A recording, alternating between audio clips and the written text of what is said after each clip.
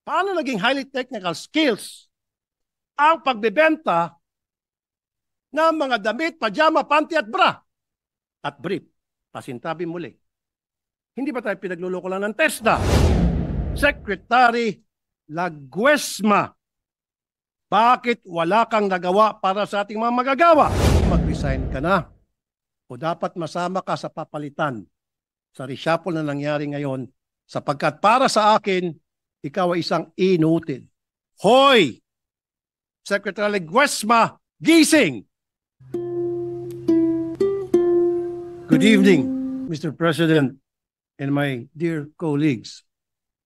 Let me take a few minutes of your time to talk about theft. Theft meaning pagnanakaw. Ang pagnanakaw ay isa sa pinakalumang krimen sa ating mundo. Panahon pa ni Moises, nasa 10 Commandments na po yan. Thou shall not steal. Thou shall not covet your neighbor's goods. At sa revised penal code naman, ang theft ay ang pagkuha ng gamit na hindi sayo na walang pahintulot sa nagmamay-ari dahil sa pagnanasang makalamang. Tulad ng isang shoplifter, hindi mo pwedeng kunin ang paninda nang hindi ka nagbabayad dahil makukulong ka. Ang snatcher, pinaparusahan din dahil kinukuha niyang hindi sa kanya. Ito po ang mga pangkaraniwang theft na alam natin. But Mr. President and dear colleagues, let me paint a different kind of theft affecting our people that's more dangerous than our regular theft. Ang tinutukoy ko po ang wage theft. When I joined the Senate, this was one of the first bills I filed. It is because among the many complaints I receive in my program, ito po ang pinakatalamak. Araw-araw, daan-daan po ang nagreklamo tungkol sa hindi pagbayad ng sapat na sweldo at mga benepisyo sa mga empleyado. Employers and companies think that they are giving the proper wage at the proper time is optional. They think na may utang na loob sa kanilang mga empleyado, kaya dapat intindihin daw na lang nila kung kulang o delayed ang sweldo. Sa akin pong palagay, isang uri po ito ng pagnanakaw na hindi nalalayo sa snatcher at shoplifter. Bakit po? Kasi kinuha nilang oras at pagod ng mga empleyado nila nang walang bayad. Ito po ay parang shoplifting. Ang sweldo at mga benepisyo na pagmamay-ari ng mga empleyado ay kinukuha ng kumpanya. Ninanakaw in short. Hindi po ba parang snatching ito? Ang mga kumpanyang ito ay ang mga tinatawag kong mga sosyal na mandurukot, sosyal na mga kawatan, sosyal na mga magnanakaw. Alam ko po na may mga batas tayo tungkol sa hindi pagbayad ng tamang sahod at mga benepisyo, pero hindi po ito sapat. Ang mga penalty of fines ay tinatawanan lang ng mga kumpanya na nagpapasahod sa ating mga kababayan. Alam kasi nila na kailangan ng mga tao ang trabaho at mas magastos pa ang magsampa ng kaso sa DOLE. Hindi po patas ang batas natin. Kung ang katulong o kasambahay ay nagnakaw, qualified theft agad at unbailable. Pero kapag ang kumpanya o ang amo ay nagnakaw ng sweldo sa kasambahay o sa ordinaryong empleyado, kadalasan compliance order at fines lang. Di po ba? Hindi tama.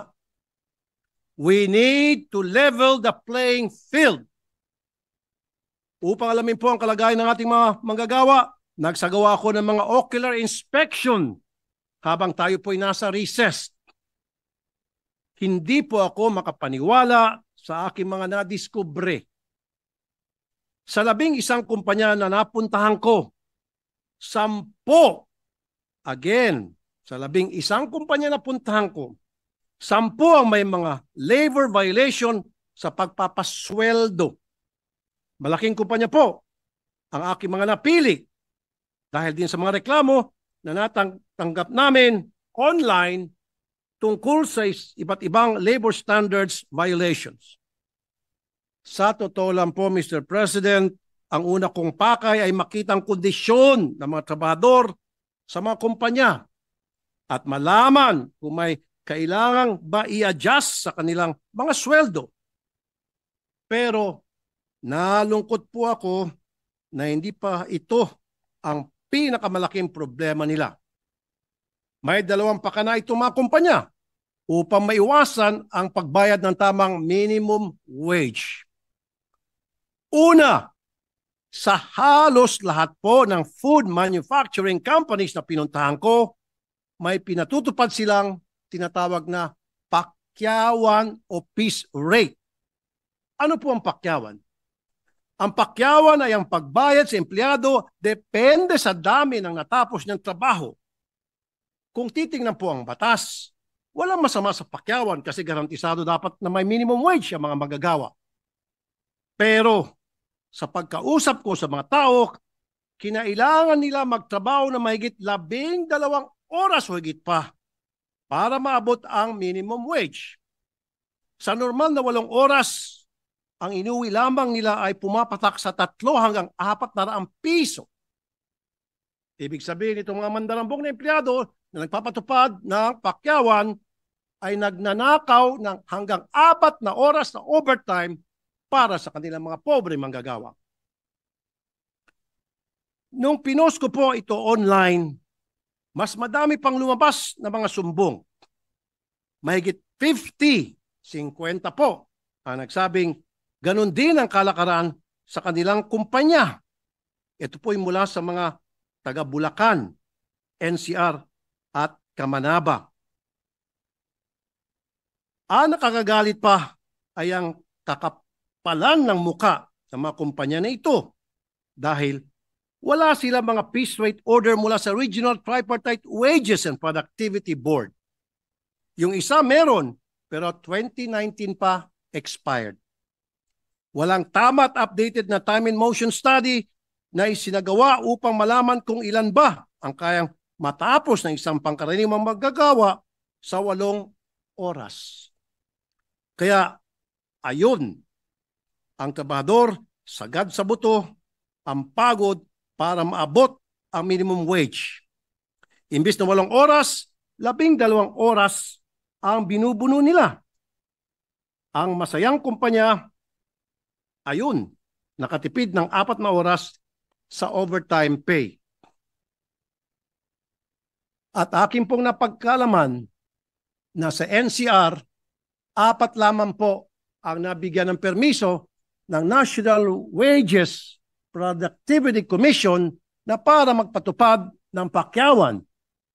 Pero lumilitaw sa aking investigasyon, daan-daan ng mga kumpanya sa NCR, especially sa manufacturing, food manufacturing, ang nagpapa-implement ng pakyawan. Anong ginagawa ng DOLE? DOLE, natutulog kayo sa kangkungan. Kung sino man ang sekretary ng DOLE, dapat siguro mag-resign ka na o dapat masama ka sa papalitan sa reshuffle na nangyari ngayon sapagkat para sa akin, ikaw ay isang inutil. Command responsibility, ika nga. The people is as good as its leader.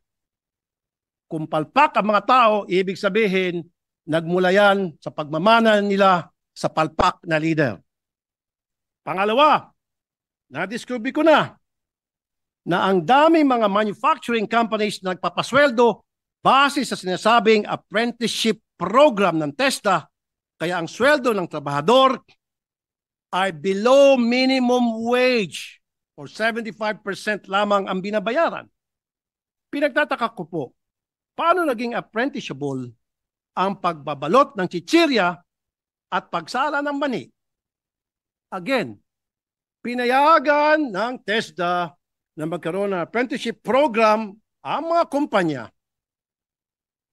na supposed to be para lamang ito sa mga highly skilled position, highly skilled technical positions. Pero ang pagbabalot ba ng chichirya at pagsala ng mani is that highly skilled position. Again, may kalokohan sa TESDA. Kung sino man namumuno dyan sa TESDA, siguro magbalot-balot ka na o mag-isip-isip ka dahil aaraw-arawin kita hanggat hindi nyo naayos tong problema. Masarap pagbulbulin ang ulo ng taga-TESDA at ang ulo ng taga-DOLE kung sino may mga namumuno dyan, pasintabi po.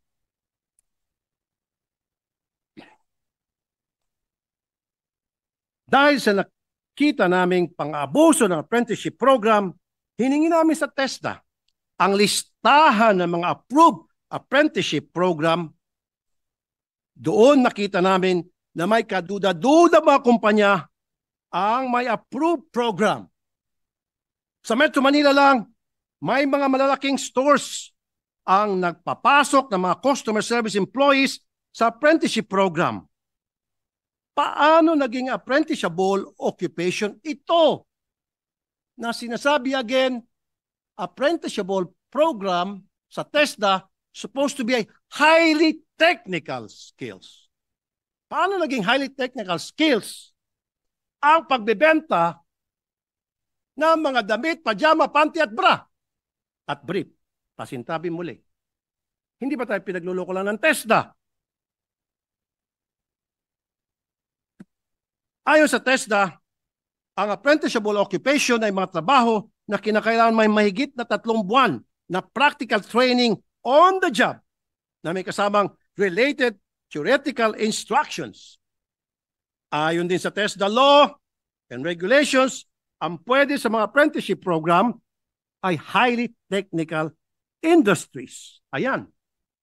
Or mga industriya na engage sa application ng advanced technology. Sa diksyonaryo, ang highly technical industry ay sinasabing industriyang involved sa advanced methods and the most modern equipments such as chemicals, drugs, aircraft, at manufacturing industry. Base po sa mga definition na ito, mukhang may mga nagbabanat or may nagbanat ng definition ng highly technical industry. Sa magkanong kadahilanan? Anong technical skill ang kailangan matutunan na mahigit sa 3 buwan ng mga sales lady na nagtitinda ng pajamas, tulad ng sinabi ko kanina, ng mga underwears? Hindi ko po minamaliit ang trabaho na ito. Pero hindi po ito pwede sa apprenticeship program. Hindi po ito ang intensyon ng batas. Panahon na para ito po'y masilip itong apprenticeship program dahil para sa akin, ito po ay naaabuso. Alam ba ito ng TESDA o hindi nila alam? O baka alam nila pero wala silang pakialam sa magkanong kadahilanan? O baka naman depende kay secretary kung anong feeling niya. Tulad ng bagong EBET or EBET law, ang pakay ang mga bigyan ng dagdag kaalamang teknikal ang mga estudyante at bagong graduate upang magkaroon sila ng mas mataas na potensyal na makakuha ng trabaho. Kailangan i-review ang 573 companies na may accredited apprenticeship program. At kailangan repasuhin na ang implementing rules ng approval ng mga apprenticeship program.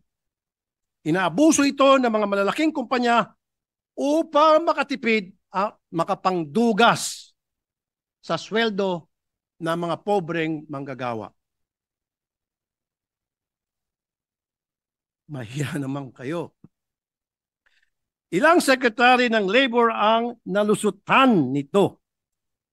When I say ilan, itong secretary ng labor ngayon at mga nakaraang secretary ng labor natutulog sa pansitan, natutulog sa kangkungan, ika nga. Pero again, sa anong kadahilanan? Your guess is as good as mine. Kinakalampag ko po ang mga DOLE officials sa Kamanaba area. There are 24 inspectors Pero lahat ng pinuntahan ko doon, may violation. Ano ang ginagawa nitong 24 inspectors at bakit hindi na nasa poll ang mga kumpanyang napuntahan ko na tad-tad ng violations? Kusa nyo dapat sinisiguro, mga DOLE inspectors ng ating mga batas ay napapatupad ng tama. Ano pa po ang isipin ko at ng ating mga kababayan? Sorry again, di po ba ang isipin ng marami, kayo po ay nasuhulan? Dito ko po sinasabi palagi, the rich becomes richer. The poor becomes poorer. Ang mga mayayaman, lalong yumayaman dahil sa pag-api at pagnakaw sa mga may hirap na mga manggagawa. Puro padrinong umiral. Mr. President, meron na akong saglit na kwento. May pinuntahan ako isang kumpanya na tad-tad ng violations. Ang ginawa, nang dumating kami kasama ang DOLE, pinatago niya ang kanyang mga empleyado. At habang nandun ako, hiningi ng DOLE ang mga papeles para mapatunayan na tama yung kanilang dineklara. Dinideklara. Tumawag ang isang dating commissioner ng Commission on Human Rights. Akalain mo, Commission on Human Rights, dapat pinoprotektahan mo ang karapatan pantao ng mga maliliit na manggagawa. Pero ang pinoprotektahan mo, ang karapatan ng mga mandarambong ng mga kumpanya. Hindi ko na muna banggitin ang pangalan ng commissioner yan ng dating commissioner ng Human Rights. Dahil hindi na siya commissioner. Alam niyo po, nung nandun ako, malaking dismay ako nung nakita ko yung kalunos-lunos na kalagayan ng ating mga manggagawa doon. DOLE, anyari. Isa lang po masasabi ko, kung anong puno, siyang bunga. Kulang sa maayos na leadership ang DOLE. Secretary Laguesma, bakit wala kang nagawa para sa ating mga magagawa? Kailan tayo gigising dyan sa DOLE? O sasabihin ko, hoy, Secretary Laguesma, gising! Isa pang pinaka-inutil na pagpapatakbo ninyo dyan, itong implementation ng Government Internship Program o GIP. This program had a budget of 807.716 million for fiscal year 2024. This program aims to provide internship opportunities for young workers in government agencies at the national or local levels. The GIP targets 13,554 beneficiaries. Pero may mga nakarating sa akin na mismong DOLE delayed sa pagpapasweldo ng mga nasa interns ng GIP. Sa Batanes, Antique, 2 hanggang 3 buwan bago lumabas ang bayad. Kulang sa monitoring at maayos na sistema sa pagpapasweldo sa mga sumali sa programang ito.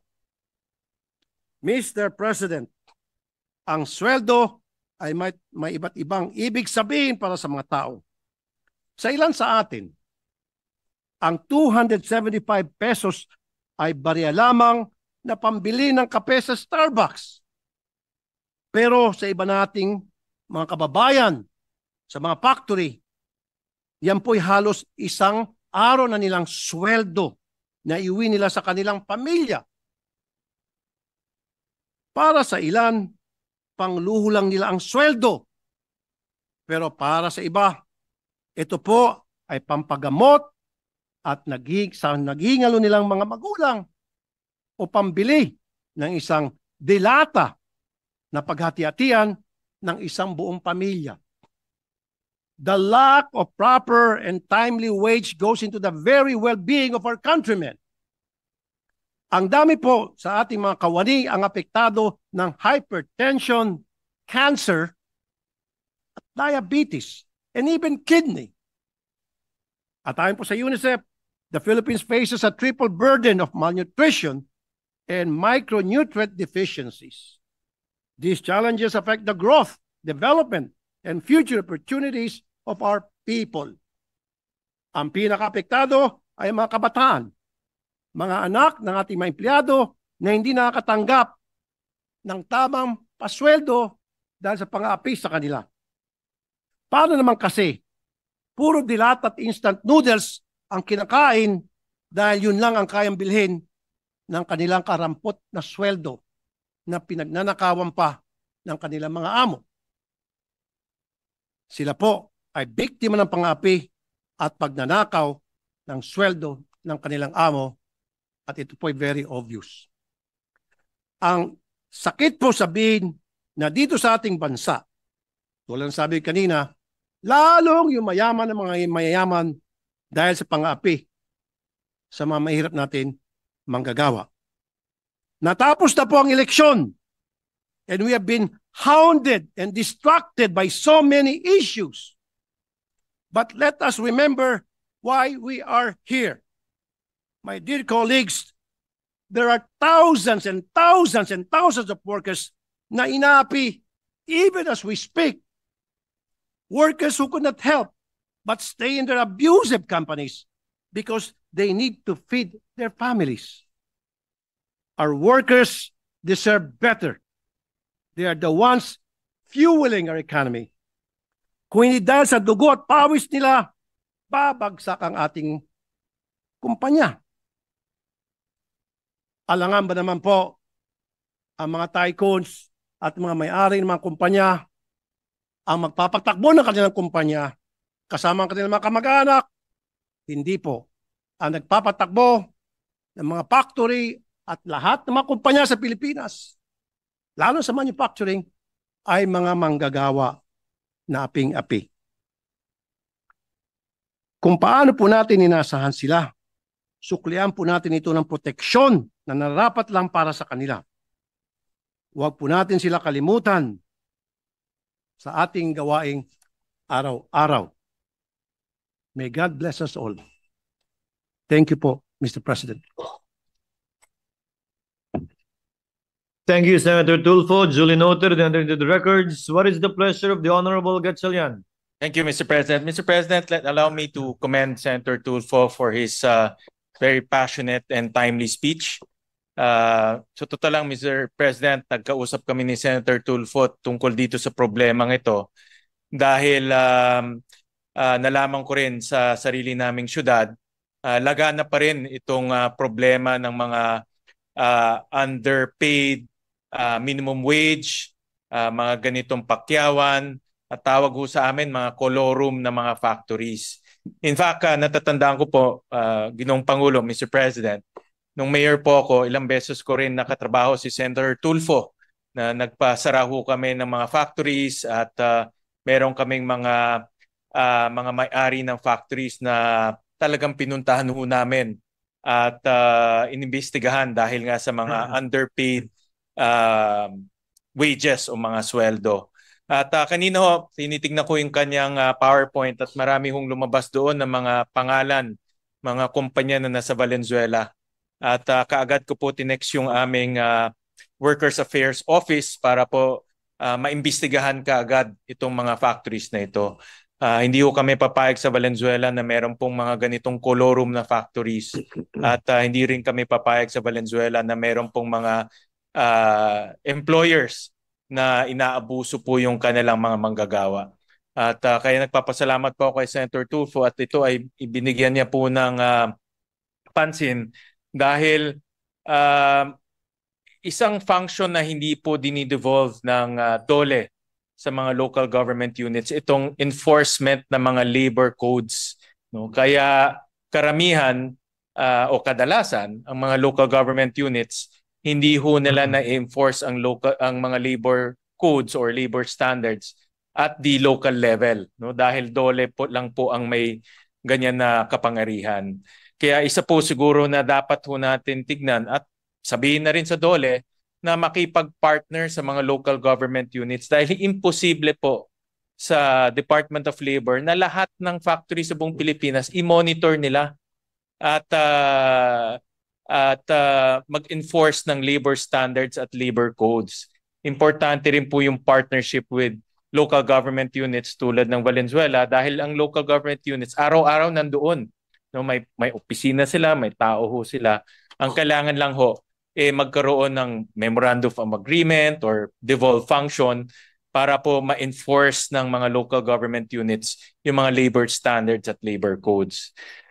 So siguro mga kasama at sa mga kawani po ng Department of Labor na it's about time na makipag-partner sila sa local government units at hindi lang po puro meeting at lip service.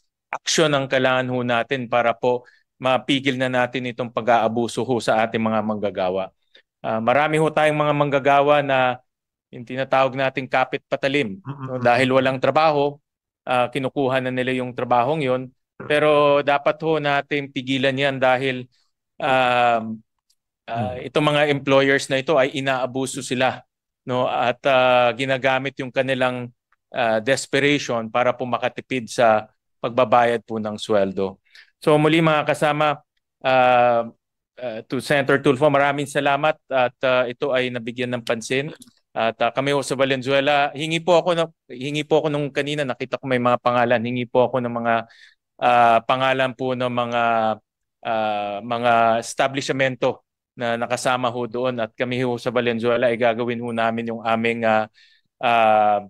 aming makakaya para pigilan ho itong mga colorum na factories. Pero on a bigger note, on a more sustainable note, importante po na ang DOLE makipagtrabaho sa mga local government units. No? Empower them, give them enforcement powers para itong mga local government units ho ang susugpo dito sa mga abusadong employers. So maraming salamat, Senator Tulfo. At maraming salamat. Thank you, Senator Gatchalian. What is the pleasure of the Honorable Tulfo? Mr. President, nais ko lang po pasalamatan Senator Win Gatchalian. Totoo po yan. When he was still a mayor of Valenzuela, I had contacted him several times para ireklamo yung mga kumpanya doon sa Valenzuela na hindi nagbabayad ng tamang pasweldo, hindi nagbibigyan ng tamang benepisyo at talagang pinasara niya. Action man siya sa Valenzuela when he was mayor back then. And if I remember recently, nag-usap kami, I think sa elevator yun at sinabi niya na yes, sa sa Valenzuela, maraming ang mga tinatawag na colorum company pero ginagawan nila ng paraan siya na para yun na isa-isa ay mapasara. Salamat, Senator Win Gatchalian. Thank you. Majority Floor Leader. Yes, Mr. President, I move that we refer the privilege speech of Senator Raffy Tulfo and all the manifestations thereon to the Committee on Labor, Employment, and Human Resource Development. So, Any section? Hearing none, motion is approved.